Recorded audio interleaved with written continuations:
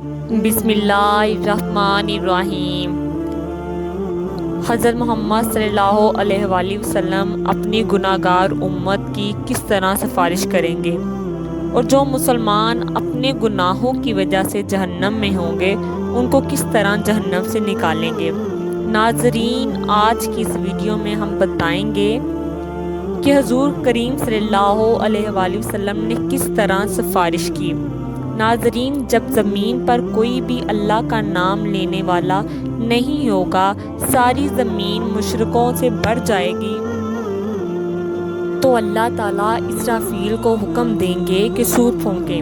اللہ تعالیٰ نے قرآن پاک میں کئی مقامات پر قیامت کے دن کے خوفناک منظر بیان کیے ہیں۔ ان میں سے سب سے عظیم منظر وہ ہے جب اسرافیل کو حکم ملے گا کہ وہ سور پھونکیں۔ یہ سور پھونکنا ایسا واقعہ ہوگا جو آسمان اور زمین کی ہر مخلوق ہلا کر رکھ دے گی۔ اللہ تعالیٰ قرآن مجید میں فرماتے ہیں، اور سور پھونکا جائے گا اور جو بھی آسمان میں ہے اور زمین میں ہے سب بے ہوش ہو جائیں گے، مگر جسے اللہ چاہے۔ یہ پہلا سور دنیا کے اختتام انت کی صدا ہوگا۔ پہاڑ ٹکڑے ٹکڑے ہو جائیں گے، سمندر ابل بڑھے گا، آسمان پھٹ جائے گے، سب کچھ فنا ہو جائے گا۔ پھر اللہ کے حکم سے دوسرا سور پھونکا جائے گا۔ یہ لمحہ ایسا ہوگا کہ زمین اپنے اندر چھپے ہوئے تمام مردوں اور عورتوں کو واپس باہر نکالے گی۔ رسول کریم صلی اللہ علیہ وسلم نے فرمایا، پھر اللہ آسمان سے ایک پانی برسائے گا تو لوگ اس سے ایسے اگائیں گے جیسے سبزی ہری گھاس اگاتی ہے۔ حضرت عائشہ رضی اللہ تعالیٰ عنہ فرماتی ہیں کہ میں نے رسول اللہ صلی اللہ علیہ وسلم کو فرماتے ہوئے سنا کہ لوگوں کو قیامت کے دن ننگے پاؤں اور ننگے بنا کپڑے کے اٹھا کر میدان حشر میں لایا جائے گا۔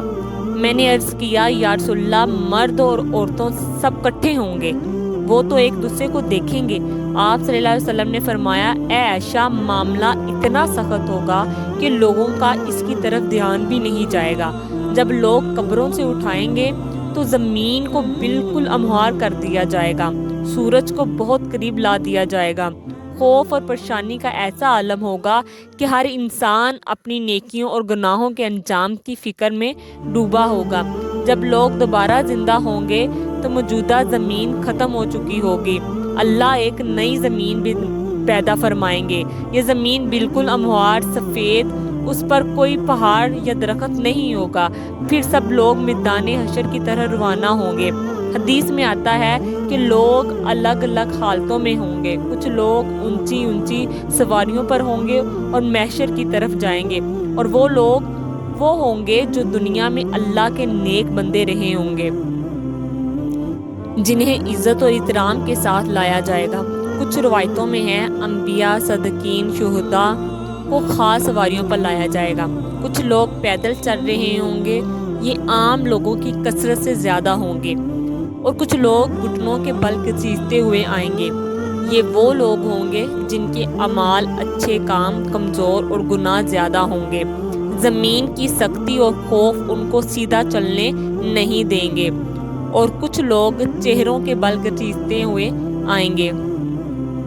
حضور کریم صلی اللہ علیہ وسلم نے فرمایا، قیامت کے دن حشر کے میدان میں سورج کو مخلوق کے قریب کر دیا جائے گا، یہاں تک کہ وہ ان میں سے 1 میل کے فاصلے پر رہ جائے گا۔ تمام لوگ اپنے اعمال کے حساب سے پسینے میں ڈوبے ہوں گے۔ ان میں سے کچھ لوگ وہ ہوں گے جن کا پسینہ ٹکنوں تک ہوگا، کچھ وہ ہوں گے جن کا پسینہ گھٹنوں تک ہوگا، کچھ وہ ہوں گے جو کمر تک پسینے میں ڈوبے ہوں گے، اور کچھ لوگ ایسے ہوں گے جن کے لیے ان کا پسینہ لگام کی طرح ہو جائے گا۔ سب لوگ سخت تکلیف میں ہوں گے، شدید گرمی ہوگی، اور یہ دن 50,000 سال کے برابر ہوگا۔ رسول کریم صلی اللہ علیہ وسلم فرماتے ہیں، اس وقت کچھ لوگ کہیں گے کہ ہم تمہیں دیکھتے نہیں، کس حال میں ہو، کس مصیبت میں پھنس گئے ہو، کیوں نہ ایسے شخص کو تلاش کرو جو تمہارے رب کی بارگاہ میں تمہاری سفارش کرے۔ پھر کچھ لوگ کہیں گے، تم سب کے باپ تو حضرت آدم علیہ السلام ہیں۔ پھر سب لوگ ان کی خدمت میں حاضر ہو کر عرض کریں کہ اے سیدنا آدم، آپ ابو البشر ہیں، اللہ تعالیٰ نے آپ کو اپنے قدرت والے ہاتھ سے پیدا فرمایا، آپ میں اپنی روح پھونکی اور فرشتوں کو حکم دیا تو انہوں نے آپ کو سجدہ کیا اور آپ کو جنت میں رہنے کی جگہ دی۔ کہا آپ اپنے رب کی بارگاہ میں ہماری سفارش کریں گے۔ کہا آپ دیکھتے نہیں ہم کس مشکل میں ہیں اور ہم پر کتنی بڑی مصیبت آ گئی ہے۔ حضرت آدم علیہ السلام فرمائیں گے میرے رب نے آج ایسا غضب فرمایا ہے کہ ایسا غضب نہ کبھی پہلے فرمایا اور نہ آئندہ فرمائے گا۔ اس نے مجھے ایک درخت کا پھل کھانے سے منع فرمایا تھا تو مجھ سے اس کے حکم کی تکمیل میں غلطی ہو گئی، اس لیے مجھے اپنی جان کی فکر ہے۔ تم کسی اور کے پاس جاؤ، تم حضرت نوح علیہ السلام کے پاس جاؤ۔ لوگ پھر حضرت نوح علیہ السلام کی بارگاہ میں حاضر ہوں گے، عرض کریں گے کہ اے سیدنا نوح، آپ اہل زمین کے سب سے پہلے رسول ہیں اور اللہ تعالیٰ نے آپ کا نام عابد شکور یعنی شکر گزار بندہ رکھا گیا۔ آپ دیکھتے نہیں کہ ہم کس مصیبت میں ہیں، کیا آپ دیکھتے نہیں کہ ہم کس مشکل حالات میں ہیں اور ہم پر کتنی بڑی تکلیف آ چکی ہے؟ کہ آپ اپنے رب کی بارگاہ میں ہماری سفارش کریں گے اور فرمائیں گے میرے رب نے آج ایسا غضب فرمایا ہے، نہ پہلے ایسا کبھی فرمایا اور نہ آئندہ ایسا کبھی فرمائیں گے۔ مجھے اپنی جان کی فکر ہے، مجھے اپنی حفاظت کی پرواہ ہے، اس لیے تم کسی اور نبی کے پاس جاؤ۔ پھر سب حضرت ابراہیم علیہ السلام اور حضرت موسیٰ علیہ السلام اور انبیاء کے پاس جائیں گے، لیکن کوئی بھی سفارش نہیں کر پائے گا اور ہر کسی کو اپنی جان کی فکر ہوگی۔ جب آخر میں لوگ حضرت عیسیٰ علیہ السلام کے پاس جائیں گے تو حضرت علیہ السلام کے پاس جائیں گے تو حضرت عیسیٰ علیہ السلام فرمائیں گے حضرت محمد صلی اللہ علیہ وآلہ وسلم کے پاس جاؤ۔ حضور کریم صلی اللہ علیہ وسلم فرماتے ہیں لوگ میرے پاس آئیں گے اور عرض کریں گے یا محمد، آپ اللہ تعالیٰ کے رسول ہیں اور سب سے آخری پیغمبر ہیں اور اللہ تعالیٰ نے آپ کو پہلے اور بعد کے تمام گناہوں سے پاک رکھا ہے، آپ اپنے رب کی بارگاہ میں ہماری سفارش کیجیے۔ کہا آپ نہیں دیکھ رہے ہم کس مصیبت میں ہیں؟ حضور کریم صلی اللہ علیہ وسلم فرماتے ہیں اور میں آگے بڑھوں گا اور عرش کے نیچے پہنچ کر اپنے رب کے آگے سجدہ کروں گا اور اللہ تعالیٰ اپنی حمد و ثنا، حسن و تعریف ایسے کلمات کھولیں گے جو مجھ سے پہلے کسی اور پر نہیں کھلے ہوں گے۔ پھر کہا جائے گا اے محمد اپنا سر اٹھائیے، سوال کیجئے، آپ کو عطا کیا جائے گا اور سفارش کیجئے اور آپ کی سفارش قبول کی جائے گی، میری سفارش قبول ہو جائے گی۔ اور پھر اللہ تعالیٰ اصحاب کتاب شروع فرمائیں گے۔ ابن کثیر رحمۃ اللہ علیہ السلام تفسیر میں لکھتے ہیں تم میں سے اللہ تعالیٰ کی نعمتوں کے شکر کے بارے میں پوچھا جائے گا کہ اللہ تعالیٰ نے تمہیں محبت، امن اور رزق جیسی نعمتیں عطا کی تو تم نے ان کے بدلے میں کیسے اللہ تعالیٰ کا شکر ادا کیا اور اس کی بندگی کی۔ حضرت ابو برزہ علیہ السلام روایت کرتے ہیں کہ رسول اللہ صلی اللہ علیہ وسلم نے فرمایا قیامت کے دن بندے کے قدم اس وقت تک اللہ کے حضور سے ہٹ نہیں سکیں گے جب تک اس سے 5 باتوں کے بارے میں سوال نہ کیا جائے گا۔ اپنی عمر کہاں گزاری، اپنی جوانی کہاں خرچ کی، اپنے مال کو کہاں سے کمایا اور کہاں خرچ کیا اور اپنے علم پر اتنا عمل کیا۔ یہ سوالات اس بات کی یاد دلاتے ہیں کہ دنیا میں ملی ہوئی ہر نعمت، وقت اور موقع ایک امانت ہے اور اس کا حساب اللہ کے حضور دینا لازمی ہے۔ اور روایتوں میں آتا ہے کہ قیامت کے دن بندے سے سب سے پہلا سوال نماز کا ہوگا، جس کی نماز صحیح ہوگی وہ کامیاب ہوگا۔ جب بندوں کے اعمال کا حساب کتاب پورا ہو جائے گا تو ہر بندے کے اس کے بارے اعمال پر مشتمل ایک کتاب دی جائے گی تو مومن کو عزت کے طور پر اس کا اعمال نامہ اس کے دائیں ہاتھ میں دیا جائے گا، جس سے وہ قیامت کے دن بہت خوش ہوگا۔ فرمانے باری تعالیٰ ہے کہ اس وقت جس اعمال نامے دائیں ہاتھ میں دیے جائیں گے اس کا حساب بہت آسانی سے لیا جائے گا اور وہ اپنے اہل خانہ کی طرف ہنسی خوشی لوٹے جائیں گے۔ لیکن کافر، منافق اور گمراہ لوگوں کو ان کے اعمال نامہ ان کی پیٹھ کے پیچھے سے بائیں ہاتھ میں دیے جائے گا۔ اللہ فرماتا ہے جیسے اسے اعمال نامے پیچھے سے دیے جائیں گے، وہ موت کو پکارنے لگے گا، برکتی ہوئی جہنم میں داخل ہوگا۔ جب حساب کتاب ختم ہو جائے گا تو اعمال نامہ بانٹ دیا جائے گا۔ اس کے بعد اعمال کا وزن ہوگا۔